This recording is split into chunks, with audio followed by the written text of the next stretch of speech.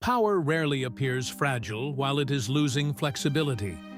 Institutions can continue issuing orders, collecting revenue, enforcing laws, and projecting confidence long after their ability to respond has begun to narrow. Stability often survives the first signs of strain. In some cases, it survives them for years. What changes first is not authority itself, but the range of options available to it. The slow narrowing of political choices is difficult to recognize while it is happening. Every decision still appears voluntary. Every adjustment still seems temporary. Yet over time, governments can find themselves operating within increasingly rigid boundaries created by earlier decisions, accumulated obligations, competing pressures, and the constant need to preserve legitimacy. This period matters because it is often the moment when authority remains strongest in appearance while becoming progressively weaker in adaptation. By the late 18th century, the French monarchy remained one of the most powerful institutions in Europe. The crown governed a vast kingdom, maintained a large administrative structure, collected taxes, commanded armies, and represented a political order that had endured for generations. Royal authority was not absent. It was active, visible, and widely acknowledged. Yet pressure was accumulating inside the system. Decades of military expenditure had increased financial burdens. Administrative privileges varied across regions. Tax obligations remained unevenly distributed. Different institutions possessed overlapping authority. Courts, ministers, provincial bodies, and royal officials all participated in governance, often with competing priorities. The monarchy continued functioning. Orders were issued, revenues were gathered, decisions were made.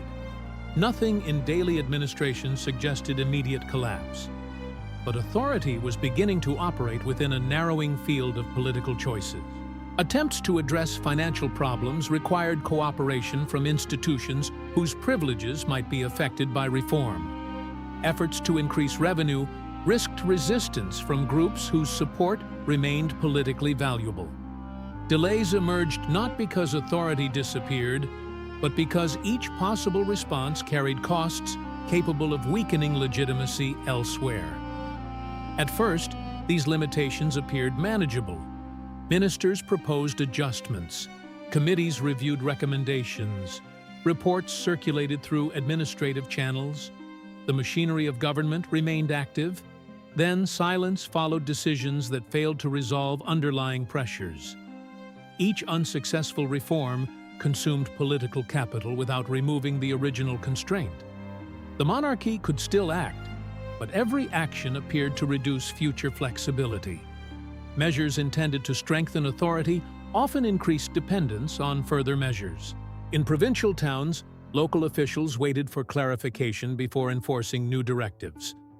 Merchants adjusted prices while uncertainty lingered over whether regulations would remain in effect. The strain remained administrative rather than dramatic. As financial difficulties persisted, the challenge expanded beyond revenue itself. Questions emerged regarding who possessed the authority to approve reforms and how legitimacy should be demonstrated. The problem was no longer merely economic, it had become political. Authority now faced multiple audiences simultaneously. Royal ministers needed confidence from creditors.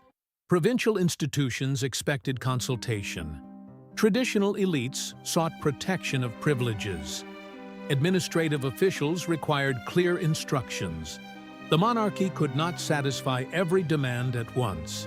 Each attempt to preserve support in one area reduced room for maneuver elsewhere. The narrowing was gradual. No single decree created it. No single decision caused it. Instead, authority became increasingly occupied with maintaining existing relationships while losing capacity to adapt to changing circumstances. Months passed. New proposals appeared. Existing disagreements remained. The monarchy continued governing. Courts functioned. Officials collected information. Administrative correspondence expanded. Activity remained visible throughout the kingdom. Yet activity itself began masking constraint. The growing volume of responses created an appearance of motion without necessarily increasing effectiveness. More attention was devoted to preserving legitimacy than expanding options. A subtle shift emerged. The question facing authority was no longer which solution would work best. The question increasingly became which solution would cause the least immediate resistance. That distinction mattered. Once decisions become organized around minimizing disruption rather than maximizing effectiveness, flexibility begins to narrow further. Authority remains operational, but adaptation slows. Regional administrators attempted to implement directives whose long-term status remained uncertain. Communities adjusted to changing instructions while awaiting confirmation from higher offices. Pressure spread outward through delay. The monarchy still possessed formal authority over the kingdom. Nothing had removed its legal position. Nothing had dissolved its institutions. But the process of governance was becoming more cautious. Every proposal required additional negotiation. Every negotiation generated new expectations. Every expectation created another constraint. The preservation of legitimacy became inseparable from the preservation of procedure. As a result, responses often arrived after circumstances had already changed. Information traveled upward through administrative layers. Decisions traveled downward through the same channels. Between observation and response, time accumulated. Authority did not stop functioning. It began reacting more slowly. The consequences were subtle at first. Delayed responses encouraged further requests for clarification. Requests for clarification generated additional delay. Administrative caution increased because uncertainty itself became politically significant. Within the centers of government, preserving confidence became almost as important as solving problems. The appearance of control required constant maintenance. This produced a paradox. The more authority focused on protecting legitimacy, the more difficult it became to risk decisions that might restore flexibility. A ruler can reverse policy. A government can replace ministers. An institution can announce reform. But none of these actions automatically restore room for maneuver once expectations have hardened around existing arrangements. The narrowing continued. Not because authority vanished, because authority remained responsible for managing every consequence created by change. By the late stages of this process, the monarchy could still imagine recovery. Officials continued working. Institutions continued operating. Political life retained familiar forms. The structure remained standing. Yet the range of acceptable responses had become visibly smaller. Potential solutions existed, but each now threatened relationships essential to maintaining legitimacy. Delay no longer preserved flexibility. Delay consumed it. Authority could still move. It could no longer move easily. This was the visible limit, not collapse, not disappearance, not the end of government. A limit on adaptation encountered while authority remained intact. The recognition arrived unevenly. Some officials saw urgency. Others saw temporary difficulty. Existing institutions interpreted the same pressure through different assumptions. Confidence weakened, but it survived. Recovery still appeared possible.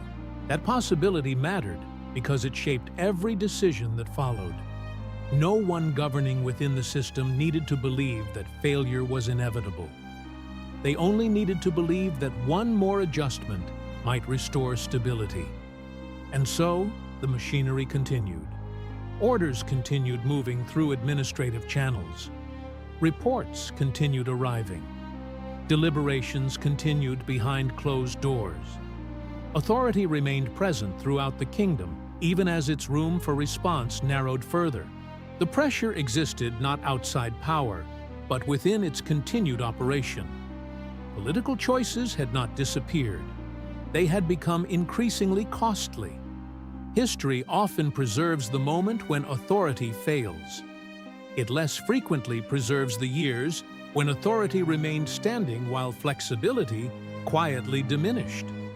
The pressure was visible. The response remained uncertain. If this exploration stayed with you, you'll find more on timeless questions. At what point does preserving authority begin to limit its ability to adapt?